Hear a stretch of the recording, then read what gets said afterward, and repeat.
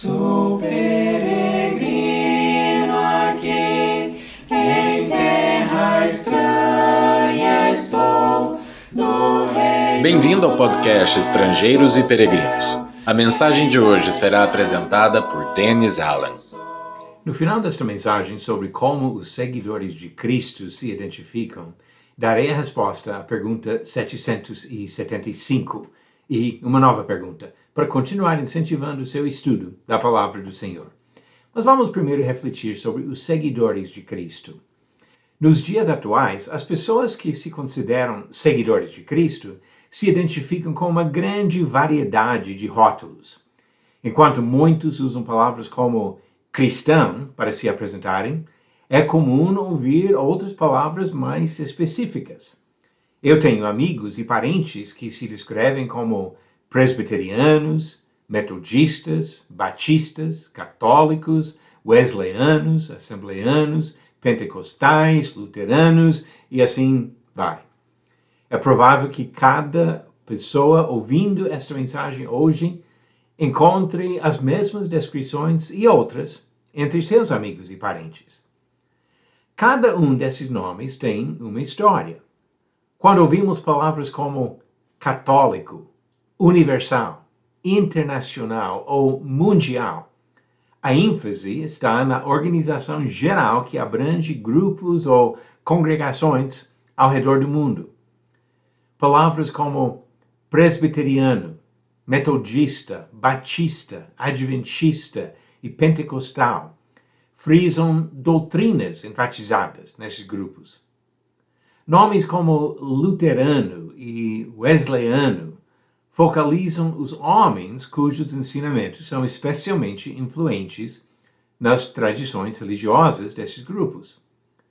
Seria possível falar por um bom tempo ou até encher centenas de páginas com informações sobre diversos nomes e suas origens e histórias. Mas, como sempre, procuramos voltar para um foco bíblico. Vamos considerar uma outra pergunta. Como os indivíduos que seguiam a Cristo no Novo Testamento foram descritos? Uma das palavras mais comuns nos 4 relatos do Evangelho e no livro de Atos é a palavra discípulo. Ou seja, uma pessoa que segue e aprende de um mestre. Na sua primeira viagem missionária, Paulo pregou na cidade de Derbe e diz Atos 14, versículos 21 e 22, e tendo anunciado o Evangelho naquela cidade e feito muitos discípulos, voltaram para Listra, e Icônio e Antioquia, fortalecendo a alma dos discípulos, exortando-os a permanecer firmes na fé, e mostrando que, através de muitas tribulações, nos importa entrar no reino de Deus. Quando a ênfase está na relação entre seguidores do Senhor, a palavra irmão é muito comum. A figura de família ajuda para entender os laços de amor entre as pessoas que pertencem a Jesus. Aqueles que seguem a Cristo são filhos de Deus e, por isso, irmãos uns dos outros. Por causa desta relação especial, devemos amar aos irmãos. Diz 1 João 4, versículo 21, ora, temos da parte dele este mandamento, que aquele que ama a Deus, ame também a seu irmão. Pode surpreender alguns saber que a palavra santo na Bíblia não se limita a pessoas destacadas após a morte. Esse termo se refere à separação do pecado, e santos são as pessoas santificadas pelo sacrifício de Cristo e sua própria obediência ao Evangelho. Os seguidores de Cristo, mesmo durante sua vida terrestre, são chamados santos.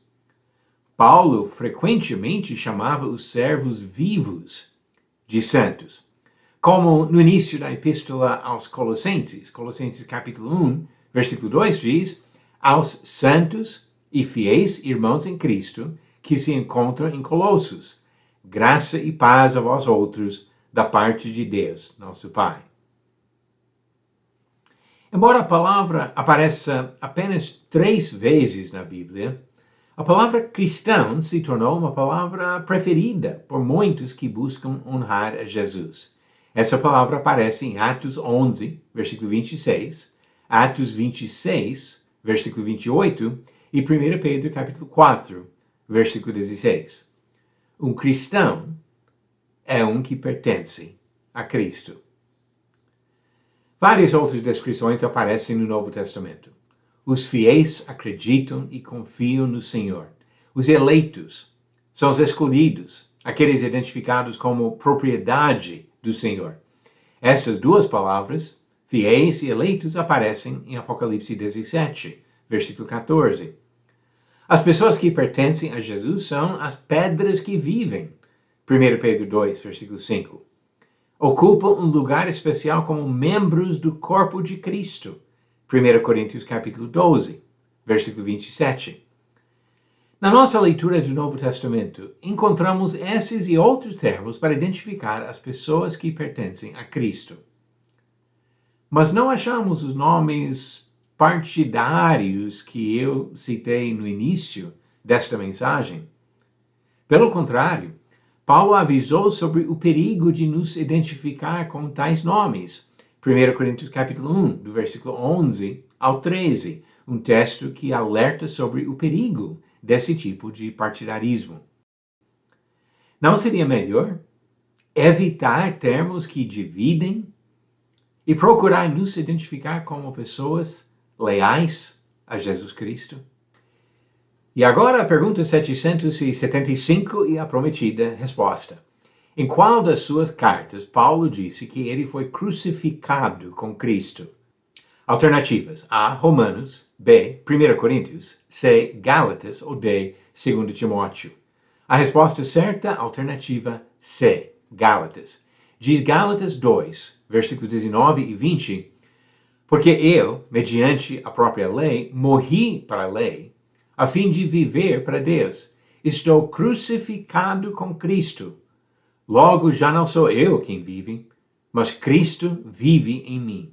E esse viver que agora tenho na carne, vivo pela fé no Filho de Deus, que me amou e se entregou por mim. A resposta certa, alternativa C, Gálatas. Pergunta 776. Qual profeta do Antigo Testamento falou do Cristo como um cordeiro levado ao matadouro? Alternativas: A. Isaías, B. Oséias, C. Ageu ou D. Joel. A resposta no final do próximo episódio de Estrangeiros e Peregrinos.